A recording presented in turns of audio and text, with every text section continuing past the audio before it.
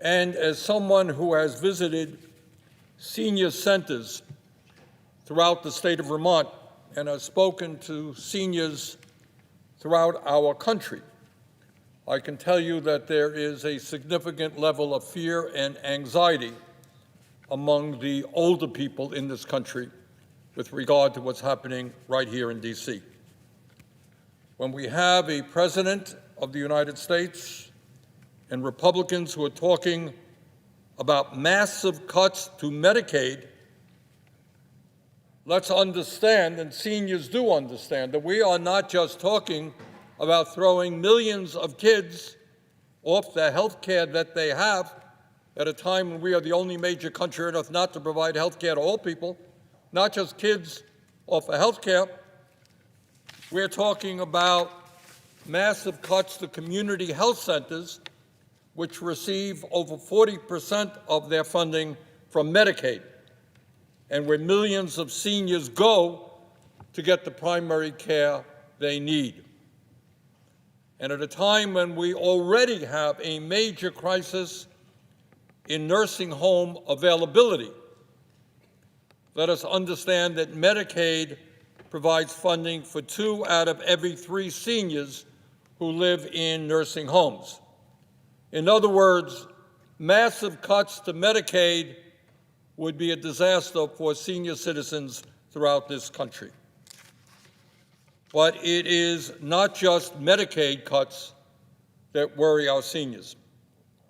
Today, quite unbelievably, and we don't talk about this anywhere near enough, 25% of people in our country who are 65 years of age or older are trying to survive on incomes of $15,000 a year or less.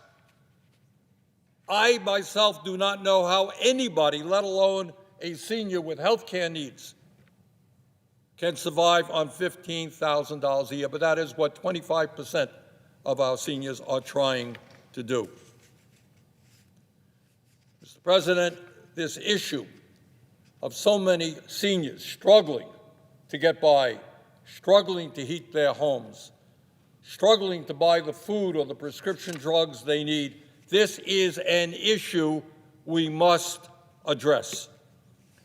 And it is a crisis that is unacceptable in the richest country in the history of the world. And that is why, Mr. President, I am proud to tell you that within the next several weeks, I, along with a number of co-sponsors, will be introducing legislation that expands Social Security benefits and extends the solvency of Social Security for decades. You know, we're hearing a lot of talk about cutting Social Security. We should not be talking about cutting Social Security. We must be talking about expanding Social Security benefits. And the legislation that I will introduce would do just that. It would expand Social Security benefits by $2,400 a year, and it would not raise taxes by 1 penny on the bottom 93% of Americans, those who make less than $250,000 a year. And how do we do that?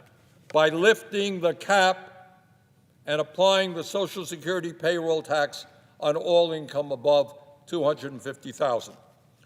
Unbelievably, under current law, a billionaire pays the same amount of money into Social Security as someone who makes $176,000 a year. Elon Musk, worth $400 billion, pays the same amount into Social Security as somebody who makes $176,000. That is because under Social Security, there is an absurd cap on taxable income.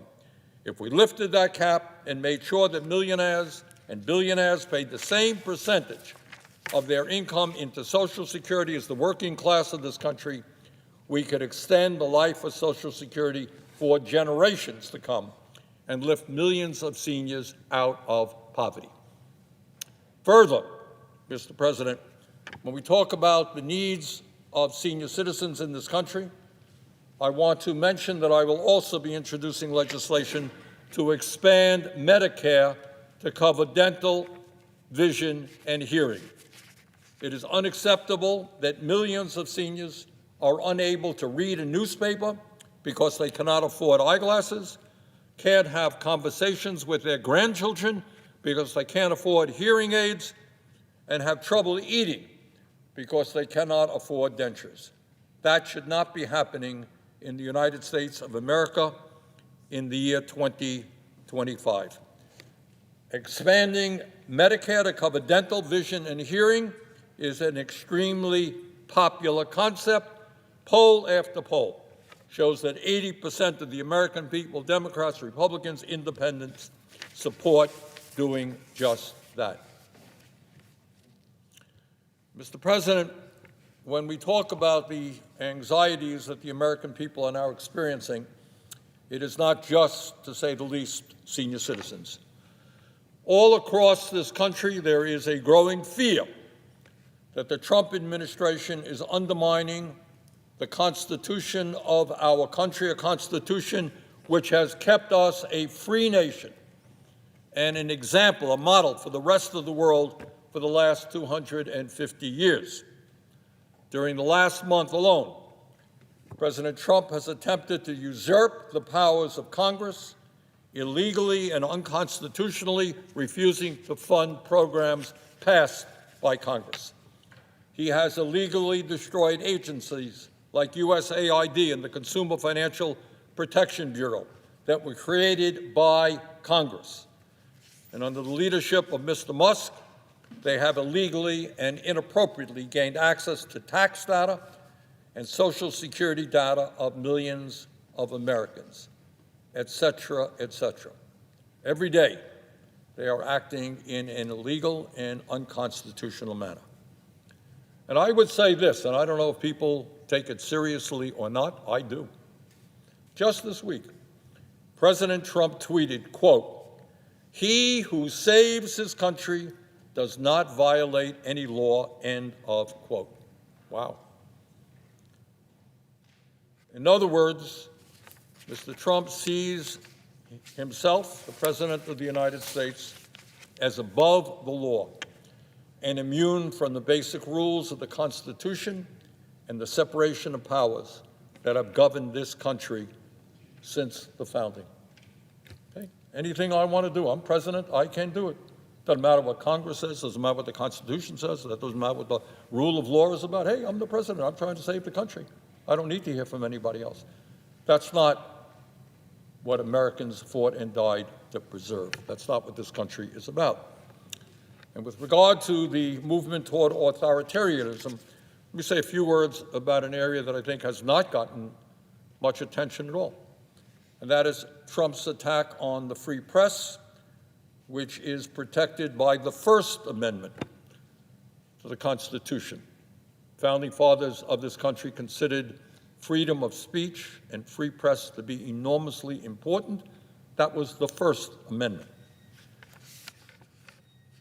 Mr. Trump has sued CBS and its parent company, Paramount, for $20 billion because he didn't like how they edited an interview with Vice President Kamala Harris.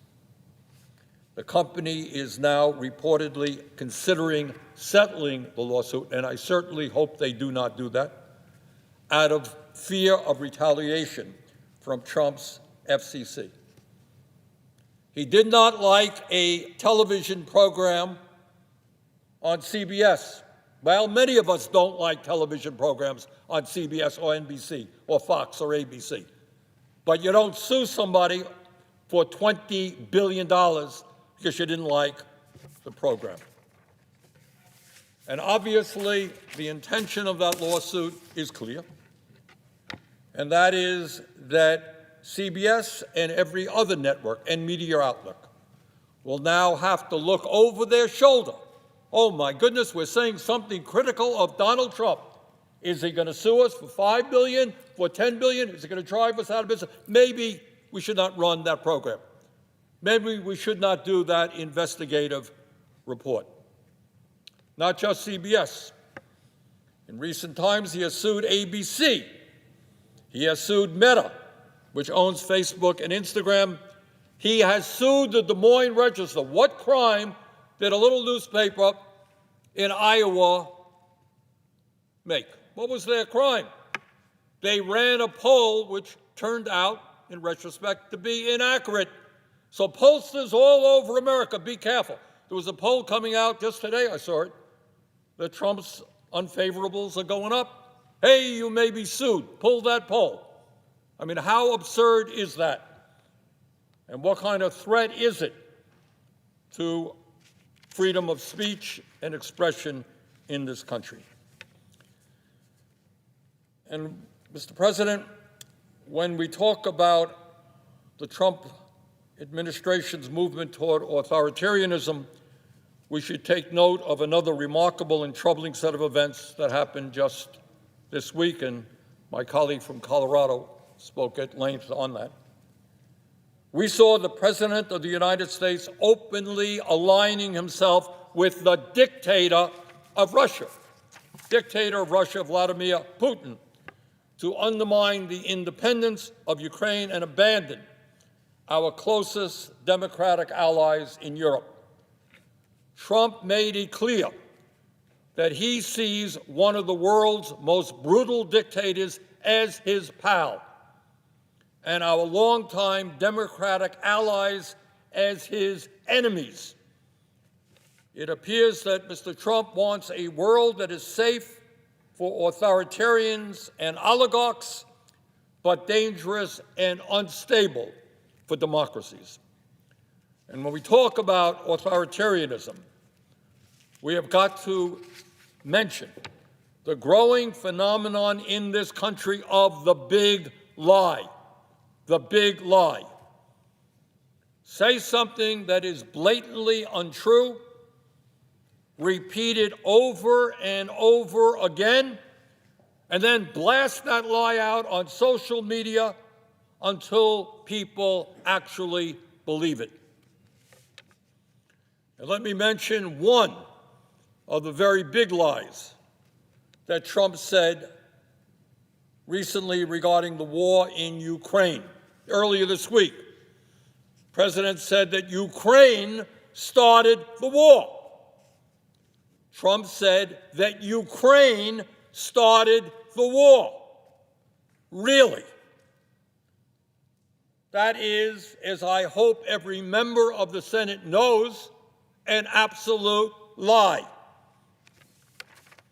Russia invaded Ukraine twice, first in 2014 and then again on February 24th, 2022. And on that date, February 24th, 2022, Putin's tanks and troops rolled into Ukraine. And on that day, Russian aircraft began bombing targets all over Ukraine. Russia started the war, period, end of discussion. Trump is lying. Since Putin's invasion, over 1 million people have been killed or injured every single day. Russia continues to rain down hundreds of missiles and drones on Ukrainian cities. Putin's forces have massacred civilians and kidnapped thousands of Ukrainian children, bringing them back to Russian re-education camps. These atrocities led the International Criminal Court to issue an arrest warrant for Vladimir Putin in 2023 as a war criminal. Further, Trump called Ukrainian President Zelensky, not Putin, but Zelensky, a dictator. And that obviously is not true either. Zelensky won 75% of the vote in free elections, and in the midst of a brutal war, Ukraine's parliament continues to function and open and unfettered political debate takes place. Trump recently claimed that our European allies have done little to support Ukraine in its fight against Putin's invasion. He said the U.S. has contributed 3 times more than Europe. But that is another lie. In fact, Europe has provided more aid to Ukraine than the United States.